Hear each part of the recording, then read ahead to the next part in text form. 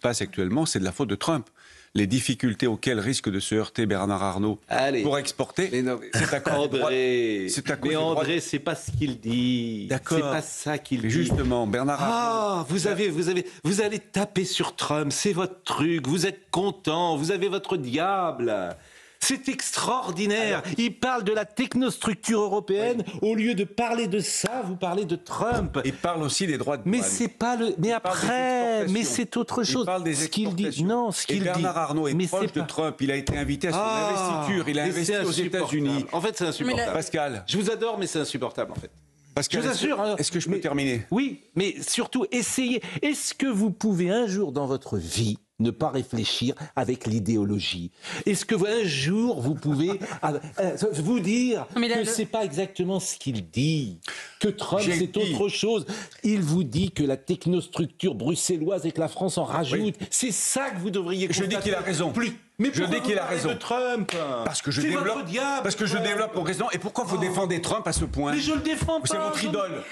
Mais pas du tout. C'est votre idole, Trump. Avec ce qu'il fait sur les droits. Si la décision d'expulser nos ressortissants français est prise, nous y répondrons. Je vous assure, parfois tu souris. Il aurait pu dire « notre bras ne tremblera pas » vous savez la phrase, nous serons inflexibles, nous serons implacables. La réciprocité, c'est la norme. Hein, donc il y aura évidemment 12 Algériens qui vont être expulsés de France. Non, mais la vraie question, c'est Thomas Bonnet qui l'a posée. Est-ce que l'humiliation suprême, c'est de dire vous virez Bruno Retailleau et puis les choses peuvent se débloquer? Et donc à ce moment-là, c'est M. Tebboune qui fait le gouvernement. Et on ne touche à rien que le Premier ministre. Vincent Herouet, tous les matins, nous commentons depuis ces 150 jours Boualem Sansal, et j'ai l'impression que tous les matins nous disons, sinon la même chose, des choses qui se ressemblent. 13 000 demandes d'asile par mois, ça fait 130 000 par an. Souvent, lorsque une demande d'asile, ça veut dire que ces jeunes gens sont déjà sur le sol de France. Nous sommes d'accord. Ils sont déjà sur le sol de France. Donc, dans beaucoup de cas, ils ne repartent jamais. Soit ils sont acceptés, soit ils deviennent OQTF ou déboutés du droit d'asile. Bon, donc c'est significatif. Donc on passe notre temps à dire que nous ne pouvons plus accueillir dans les meilleures conditions des clandestins ou des demandeurs d'asile, et malgré ça, rien ne s'arrête. C'est pas ça. Nos parents, dans ma génération, nos parents... donc ça revient au même. Il y en a ceux qui l'avaient...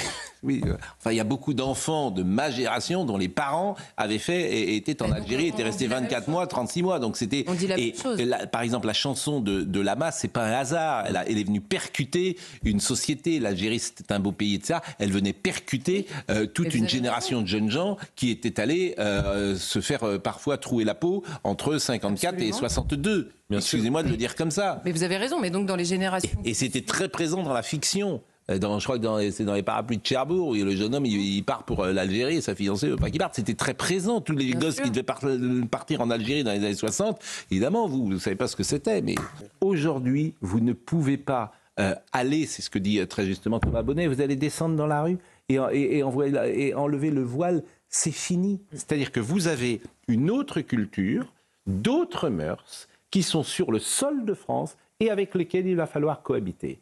Et c'est la phrase de l'ancien ministre de l'Intérieur, côte à côte, en espérant que ce ne soit pas face à face. C'est ça la lucidité. Ça. On peut, non, je partage votre pessimisme. Autrement, qu'est-ce que vous voulez? Mais qu'est-ce que vous voulez? Vous voulez faire le degré zéro de la politique de dire qu'il faut se soumettre. Non, mais attendez, mais c'est pas se soumettre, c'est le réel. Qu'est-ce que vous voulez? Qu'il y ait une guerre civile? Nous procurer l'un de ces messages. Regardez, surveillant, démissionnez tant que vous pouvez, si vous tenez à vos familles, à vos proches, ou encore Gérald avec au moins 2 fautes d'orthographe. Oui, surveillant au singulier et démissionné à l'infinitif. Monsieur Millet, vous vous rendez compte? Il y en a d'autres aussi. Tous les surveillants. Voilà. Gérald Darmanin ne va pas protéger, tous les surveillants de France. Oui. On passe les fautes d'orthographe, mais ces messages... Et également la ponctuation, parce que c'est très intéressant. Je voudrais qu'on revoie, parce que justement, c'est très intéressant aujourd'hui, parce qu'on reçoit tous des textos. Ce qui me frappe, c'est que la ponctuation n'existe plus. Vous voyez, ça serait... Et si on voulait vraiment écrire... Je pense que ça a été dicté. Ah, vous pensez? Oui, c'est possible. Surveillant... il n'y aura pas de faute. On devrait mettre surveillant 2 points, a priori.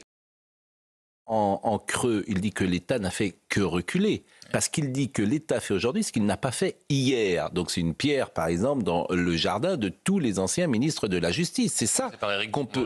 Exactement, nous sommes d'accord. On parle de laxisme. Mais quand je disais tout à l'heure qu'on paye toutes les factures en même temps, et c'est bien le problème que nous vivons aujourd'hui, toutes les factures, 40 ans d'inaction, d'inertie, de mauvaises décisions, 40 ans, boum, tout sort. L'école, les prisons, l'économie, etc.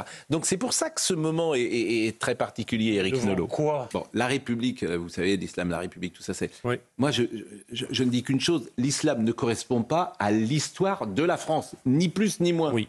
C'est tout, ni plus ni moins. Donc je suis au minimum pour ne pas... Et nous avons pu vivre pendant des décennies où cette question-là n'était pas inflammable, mais ça s'est bien passé. Donc nous pouvons y revenir. Mais alors, si ce n'est la question du nombre dans certains quartiers qui est un vrai problème. Cher ami, je vais vous répondre. En 1981, vous savez combien il y a de mosquées en France ? Non, mais vous avez... 5. Vous savez combien il y en a aujourd'hui en France ? Beaucoup plus. 2800. Oui.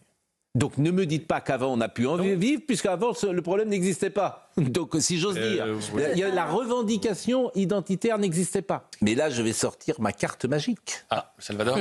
Eh oui, je vais sortir ma carte magique du Salvador, puisque si je vous propose les images, si je vous propose les fameuses images que nous voyons régulièrement et la manière dont sont enfermés à vie les narcotrafiquants au Salvador et les prisons qui ont été construites très vite et les solutions qui sont proposées, je ne dis évidemment pas qu'il faut faire ça en France. Il y a beaucoup de gens qui sont enfermés arbitrairement et les droits de la défense, je ne suis pas sûr. Le modèle de la France, c'est plutôt l'Italie que le Salvador. Oui, je ne dis évidemment pas ça. Je dis aujourd'hui que... Non, mais vous le présentez un peu comme une sorte de modèle.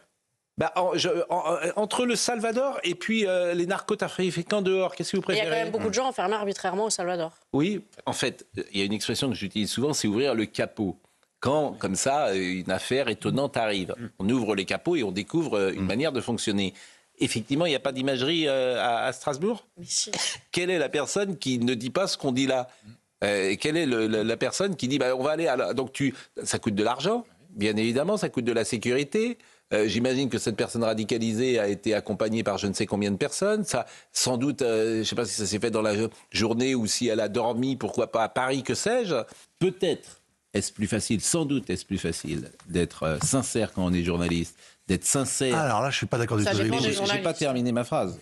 Plus facile. D'être sincère quand on est artiste que d'être sincère quand on est homme politique, parce qu'on veut se faire élire.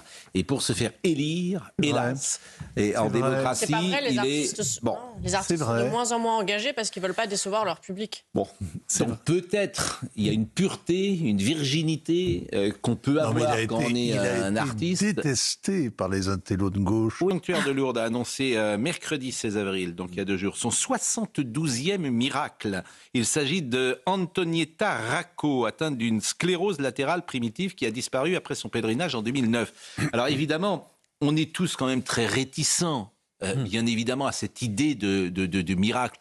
Au fond, on se dit quelle est la part de l'esprit là-dedans ? Est-ce que la personne était vraiment aussi malade que cela, etc.